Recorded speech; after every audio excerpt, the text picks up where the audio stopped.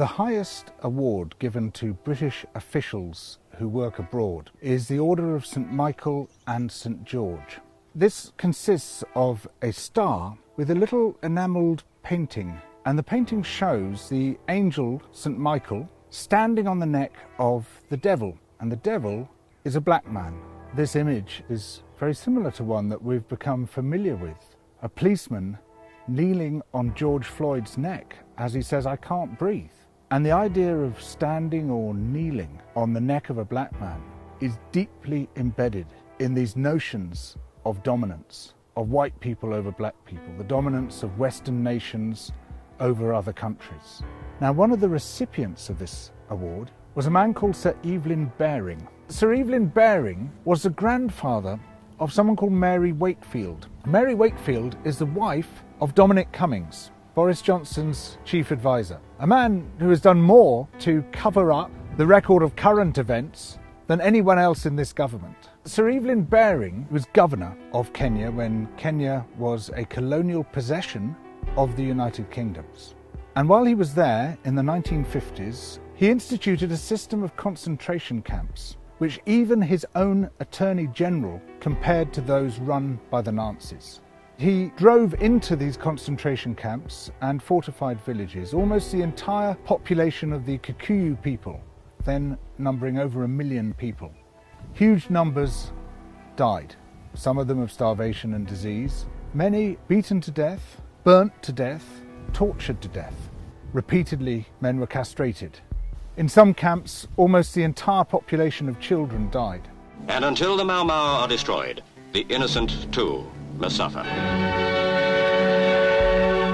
It was Evelyn Baring who oversaw the creation of this system. Sir Evelyn Baring, upon whom rests the main responsibility of the campaign. We are making progress in that struggle, and we are all confident that in the end we will succeed. He also directly authorised the beating to death of people within those camps. When Labour MPs asked inconvenient questions about this, on one particular occasion when 11 men were beaten to death, he told the Colonial Secretary to tell the MPs that they had died from drinking contaminated water. Before Britain left Kenya, there was an order sent down, implemented by Special Branch, to conduct what they called a thorough purge of the archives. They burnt crate after crate of documents. One of the orders instructed that if there were too many documents to burn, they should be packed into weighted crates, taken as far from the coast as practicable, and dumped into very deep water without currents. They erased not only the evidence of what happened in Kenya, but much of what happened in Malaya. The British troops in Malaya, slowly but steadily, are smashing the Reds' reign of terror, and they'll keep at it till the job's done. In Yemen, where Britain fought its dirty war, in Aden. We're going to be extremely firm and extremely mean. If anyone starts any trouble, they'll just get the head blown off. They'll get the message in time, you know. We remember all this in the context of Boris Johnson telling us that to pull down statues is to lie about our history. The entire history that we are told about British imperialism is a lie. We, as a nation, have a greater level of pride in our empire than any other European nation. People look back with nostalgia to Britain's imperial past. That's impossible to understand unless we understand the massive fabric of lies, of deletions, which has airbrushed the colonial atrocities practiced everywhere we went. Imperialism has long been justified through the notion that the white man had a duty to civilize the so-called other races. Racism is an ideology, and to a very large extent it was created by British theorists. You can take it back to the late 18th century and the work of a physician called Charles White, who was one of the people who formalized this idea that there's a sort of ladder of life, and the white man is at the top of that ladder, and below the white man on the ladder is the white woman, and below that were people with dark skin. That ideology remains with us today. It's that ideology which led to the policeman kneeling on the neck of George Floyd, institutional racism, to systemic racism, and a huge part of that ideology began here in the United Kingdom to justify our seizure of other people's resources and other people's lives.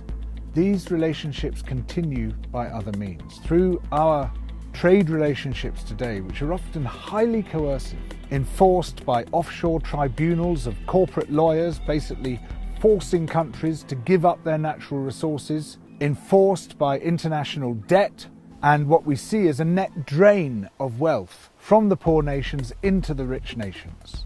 This wealth is not just being taken from other people in the world today, it's also being taken from future generations. The capacity of the earth to support us is being wrecked by those who are burning through the earth's resources as quickly as possible, who are destroying our life support systems. Environmental destruction, imperialism, racism, these are intimately connected.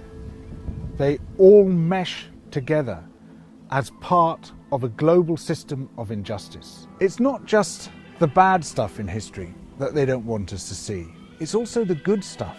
The massive role of the slave revolts and rebellions, of the slaves themselves and the ex-slaves, who through their advocacy managed to generate a huge amount of outrage about the slave trade and what it involved. Similarly, the history of resistance and rebellion within these shores, a huge range of people's movements amongst the working classes, amongst the middle classes, trying to create a better, juster, more democratic nation, often hundreds of years before their visions came to fruition. And by learning from that history, as well as by learning from our history of atrocities, these two hidden histories, we can begin to understand where we stand, why we are where we are, and how, from that position, we can start to build a better world. Double Down News brings the big issues together. It shows how they fit into the wider story, the story of where we are and how we got here, and the story of how we need to change, how we need to build a better world. So please support Double Down News through Patreon and allow this journalism to flourish.